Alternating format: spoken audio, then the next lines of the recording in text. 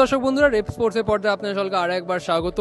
দীপেন্দু বিশ্বাস, আজকে কিন্তু দীপেন্দু বিশ্বাসকে নিয়ে কথা বলতেই হবে। মোহনবাগানের হয়ে প্রথম গোল এলো, তাও কিন্তু একটা ক্রুশিয়াল মুহূর্তে, যেখানে দলের গোলটা অত্যন্ত প্রয়োজনীয় ছিল কামব্যাক করার জন্য, আর সেই মুহূর্তে কিন্তু স্টেপ ইন করলেন দীপেন্দু বিশ্বাস। দলের হয়ে ক্রুশিয়াল মোমেন্টে কিন্তু সেট পিস থেকে হেডে গোল করে গেলেন। আর শুধু তাই নয়, যত ম্যাচ বাই ম্যাচ এগোচ্ছে দীপেন্দু যেন একজন সিনিয়র ডিফেন্ডারে পরিণত হচ্ছে দলের জন্য। আগের দিন প্রেস কনফারেন্সে কিন্তু আনোয়ার প্রসঙ্গে প্রশ্ন উঠতে মলিনা জানিয়ে দিলেন যে আনোয়ার যতই ভালো প্লেয়ার হোক, আমি আস্থা রাখছি দীপেন্দু বিশ্বাসে। আর আজকে যেন সেই দীপেন্দু বিশ্বাস হোসে মলিনার আবারও কিন্তু সেই আস্থা জাগালো। চলুন শুনে নিই আজকের ম্যাচ শেষে কি বললেন মোহনবাগান ডিফেন্ডার দীপেন্দু বিশ্বাস। ফার্স্ট গোল মোহনবাগানে হয়ে তো খুবই ভালো লাগছে, টিমের হয়ে গোল করেছি, আগে ম্যাচ উইন হয়েছি, অনেকদিন পরে ড্র হচ্ছিল, ম্যাচ লুজ হচ্ছিল, তো আজকে টিম উইন হয়েছে। আশা করি নেক্সট গেমগুলো ভালো রেজাল্ট। অবভিয়াসলি সব গোলই ভালো, না আমার গোল বলবো না, হলে সব গোলই ভালো।